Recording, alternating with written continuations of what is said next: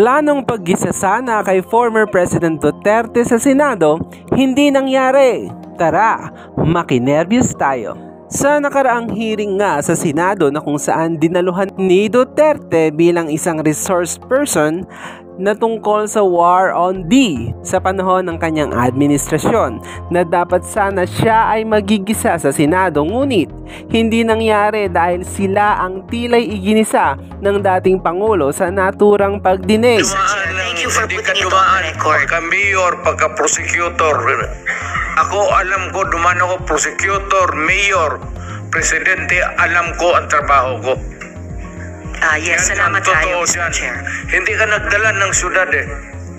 You never had a chance to solve the problem of the community. At tulad nga ng inaasahan, nakarinig ng hindi lang isa kundi sandamakmak na mura ang lahat ng individual na nasa Senado mula kay Duterte. At hindi nawala ang pagiging kuwela niya, nandyan yung hihilain daw niya si Senator Hontiveros sa impyerno. Wala po akong ambisyon pumuntang impyerno pa. Pero Mr. Chair, ang punto lang nito. At yung tungkol kay Laila de Lima kung bakit hindi raw niya ito tinitignan. President, kanina pa ho kayo tingin na tingin sa amin. Hindi kayo lagi kayo tumitingin sa kanan.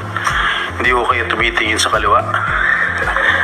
Papansinan na po kayo ni Senator de Lima? Walang maganda dyan, dito lang. Anyway. Mr. Chair?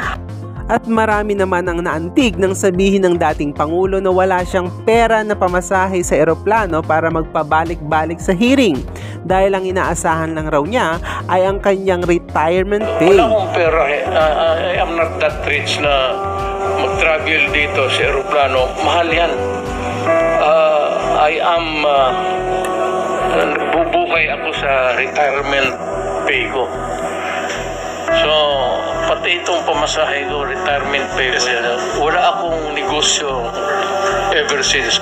Kaya naman sa lahat na yata ng taong naimbitahan sa ganitong pagdinig, siya ang halos ayaw umuwi at excited sagutin ang lahat ng katanungan kahit pa daw umabot pa sila ng kinabukasan. Samantala na ibalita pa ang hearing na yan sa media ng iba't ibang bansa tulad sa Japan. Ito guys, so balita dito sa Japan, Duterte. Wow. Hapon. Inabangan na rin yan ng mga Pilipino dito sa bansa. Halatang na-miss ng taong bayan ang pamumuno ng dating Pangulo dahil ang kasalukuyang Pangulo ay walang alam sa pamumuno. Sa pangungulembat lang yata magaling. Ako po si Jomar D at ako ay nakiki-nervyos lang. Peace on Earth.